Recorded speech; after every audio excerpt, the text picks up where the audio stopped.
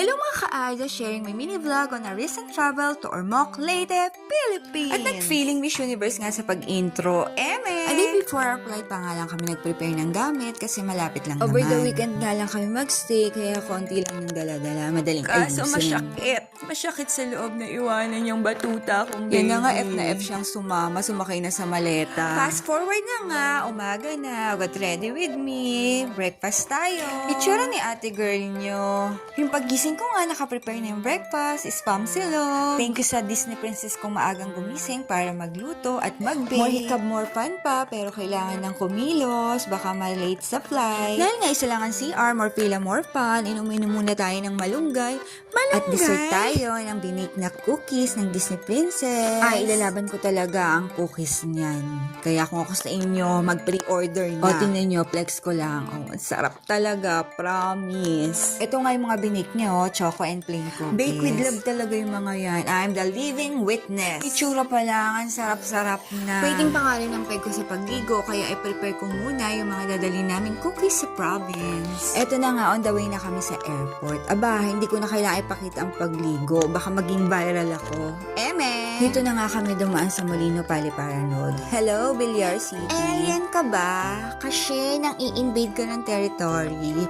At Eme! tumunga muna kami sa pinaka-expensive place sa Pilipinas. Hindi magpagas, kundi magpahangin. Back on our route na nga. Oh, another Villar City. Sabi sa inyo, alien yan eh. Eme! At eto na nga, malapit na tayo sa Great Wall of Molino. Eto na nga, malapit na kasi ramdam ko na ang singilan sa tol. Bago nga kayo pumunta ng airport, iniiwan muna namin si Kyrod sa park and Every fly. time nga may travel kami, lagi namin siyang iniiwan dito. Napaka-convenient kasi at talagang trusted na namin. May mga other services nga din sila na offer na pwede mong paggawa like cleaning. For booking reservation nga pala sila, 595 pesos ang rate nila per Kailangan night. mo lang mag-register sa page nila at mag-book ng friendly naman at mabilis ang confirmation once bayad ka na sa down payment. Mabilis din ang service, Kaya eto, on the way na sa airport. There you go. Nandito na kami sa Terminal 2. Pak, ganda.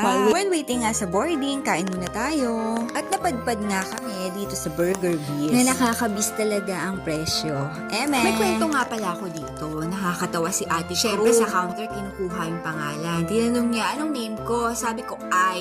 At sinulat niya nga sa resibo, capital letters na A at I. Full pack nga yung store nila, maraming tao at maraming foreigner. At eto na nga, tinawag yung pangalan ko, si Kuya, sabi niya. For customer AI. Love trip talaga yung mga tao, lalo na yung mga foreigner, na invade na daw tayo ng AI. At nagsimula na nga magtalo sina ate at kuya. Si ate na nagsulat at si kuya na tumawa. At yun na nga ang naging origin ng misunderstanding. Eme! After kumain, nakakalungkot na balita, delayed kami ng 2 hours. Kaya ano pa nga bang gagawin ko? E di mag, I love to eat. Nakisabay nga eat, din ang Disney Princess sa I love to eat, eat, drink, drink pala. For the milk tea ang peg niya. Finally, after 2 hours of waiting, boarding na kami to Tacloban. On the way na kami sa plane. See you on my next vlog. Emerald! Bye-bye!